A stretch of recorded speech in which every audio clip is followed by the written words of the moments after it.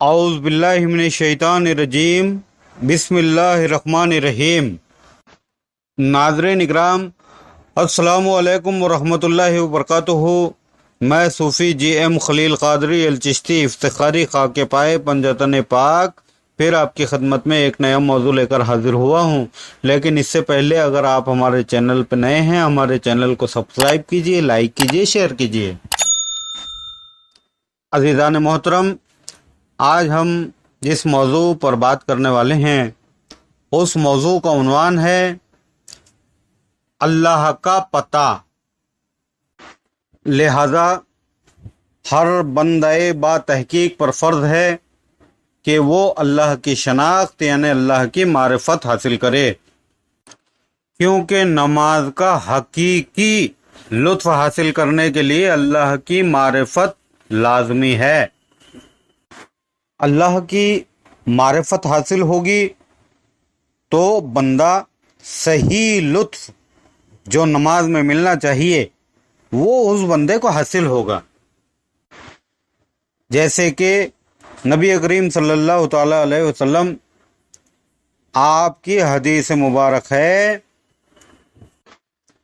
کہ لا یقبل اللہ عبادت العبد کلھا معرفت اللہ تعالی۔ لا یقبل اللہ نہیں قبول کرتا عبادت العبد، عبادت اس بندے کی، کلھا معرفت اللہ تعالی، جس نے اللہ کی معرفت حاصل نہیں کی، اللہ تبارک و تعالی اس کی عبادت قبول نہیں کرتا۔ تو خیال رہے کہ اللہ تبارک و تعالی کی اول عبادت اس کی معرفت ہے، یعنی اللہ کی معرفت اللہ کی اول عبادت ہے، اور اللہ کی معرفت کی اصل اللہ کی توحید ہے، اس کی توحید ہے، اور اس کی توحید کا نظام اس سے یعنی اللہ سے اس سے صفات کی نفی کرنا ہے اور ذات کا اثبات دینا ہے۔ صفات کی نفی کرنا ہے اور ذات کا ثبوت دینا ہے۔ صفات کی نفی کرنا بہت عظیم امر ہے، بہت بڑا کام ہے۔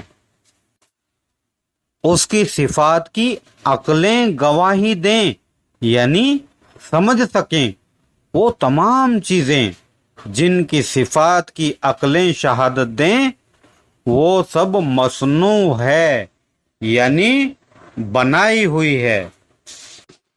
بتحقیق کہ خداوند جل جلالہ یعنی اللہ تبارک و تعالی صانع ہے، یعنی بنانے والا ہے، یعنی اللہ صانع ہے، بنایا ہوا نہیں ہے، مصنوع نہیں ہے، کسی نے اس کو بنایا نہیں، وہ بنانے والا ہے۔ اللہ کی صنعتوں سے اس پر دلیل لائی جاتی ہے، یعنی اللہ کی بنائی ہوئی چیزوں سے اس پر دلیل لائی جاتی ہے، اور عقلوں سے اس کی معرفت کا اعتقاد رکھا جاتا ہے، اور فکر سے اس کی حجت کو ثابت کیا جاتا ہے۔ اس پر خدا نے مخلوق کو اپنی دلیل قرار دیا، یعنی اپنا ثبوت بتایا۔ حاصل کلام یہ کہ مخلوق خالق کا ظہور ہے، خالق کا پتہ ہے، جس سے یعنی مخلوق سے اس کی ربوبیت ظاہر ہوتی ہے۔ ازل سے وہ تنہا اور واحد ہے، حیت میں اس کا کوئی شریک نہیں، اور ربوبیت میں اس کا کوئی مثل نہیں۔ وہ ضد ہے ان اشیاء کی، یعنی ان چیزوں کی جو آپس میں ایک دوسرے کی ضد ہے۔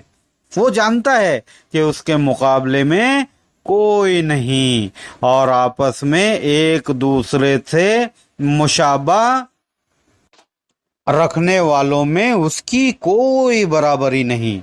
وہ جانتا ہے کہ اس کا کوئی ساتھی نہیں۔ اس کی نشانیاں اس کی دلیل ہیں، اور اس کا وجود اس کا اثبات ہے، اس کی معرفت اس کی توحید ہے، اور اس کی توحید یہ ہے کہ اس کو اس کی مخلوق سے علیحدہ رکھیں۔ اس کو علیحدہ رکھنے کا حکم یہ ہے کہ اس کی صفت کو اس سے متوصل رکھیں، نہ کہ اس کی واحدیت کو، بتحقیق کہ وہ پالنے والا اور خالق ہے، اور مخلوق کا مربوب نہیں، یعنی مخلوق کا پالا ہوا نہیں، مخلوق کا بندہ نہیں، بلکہ خالق ہے۔ جو کچھ بھی اس کے متعلق تصور کریں اس کو اس کے خلاف ہی پاؤ گے۔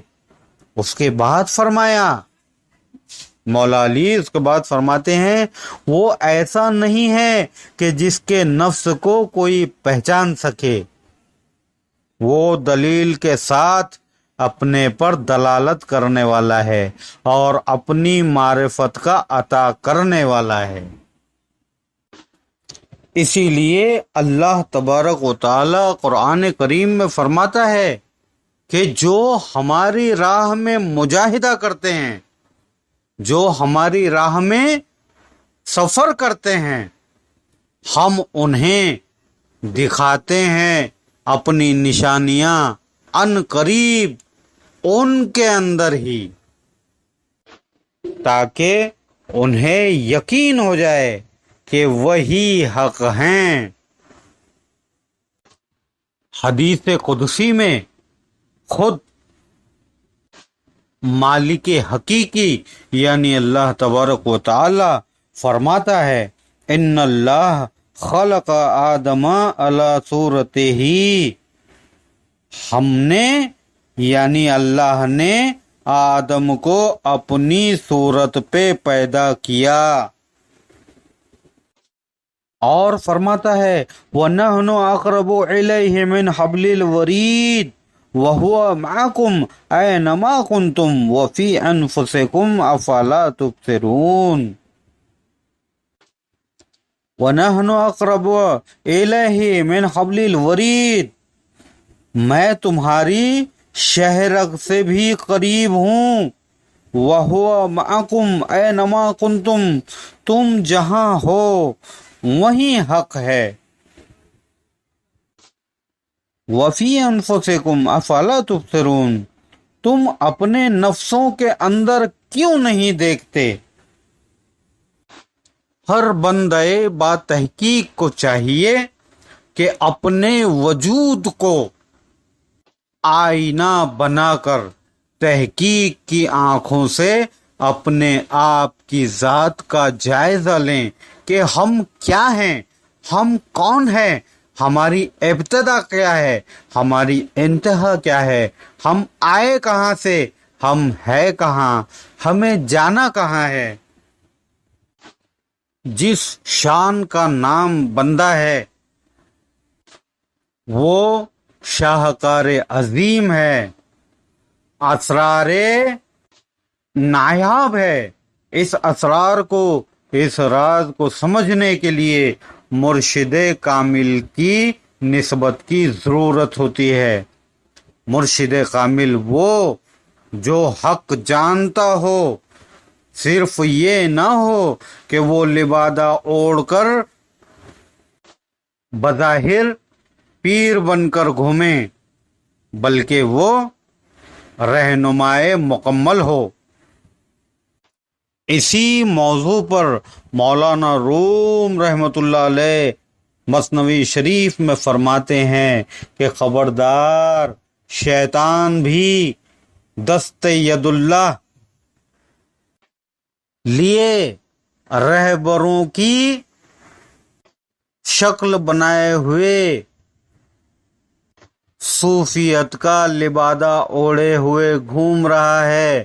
خبردار، شیطان کے دھوکے میں نہ آ جانا، اس کے ہاتھ کو ید اللہ کا ہاتھ یعنی اللہ کا ہاتھ، ید یعنی ہاتھ، اللہ یعنی اللہ، ید اللہ نہ سمجھ لینا، یعنی شیطان کے ہاتھ کو اللہ کا ہاتھ سمجھ کر اس کے ہاتھوں پر فروخت نہ ہو جانا، بلکہ اسے جانچنا، اسے پرکھنا، تب بیعت ہونا۔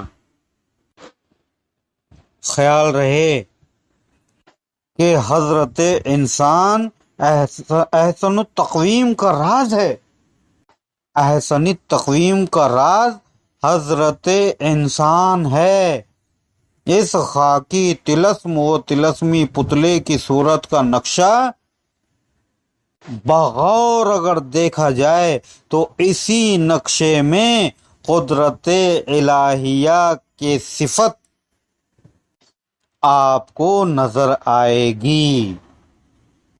جیسا کہ ہم نے کہا، قال اللہ تعالی سنورہم آیاتنا فی الآفاق وفی انفسہم حتی یتبین لہم انہ الحق، یعنی ہم انہیں جلد دکھائیں گے اپنی نشانیاں ان کے اطراف میں اور ان کے انفسہم، ان کے نفسوں میں، یہاں تک کہ وہ پکار اٹھیں گے تحقیق یہی حق ہے۔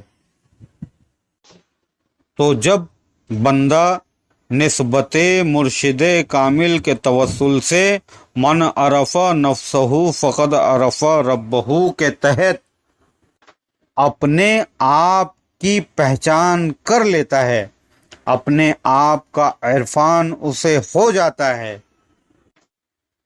تو وہ بندہ اللہ تبارک و تعالی کو جان لیتا ہے، اللہ تبارک و تعالی کو پہچان لیتا ہے۔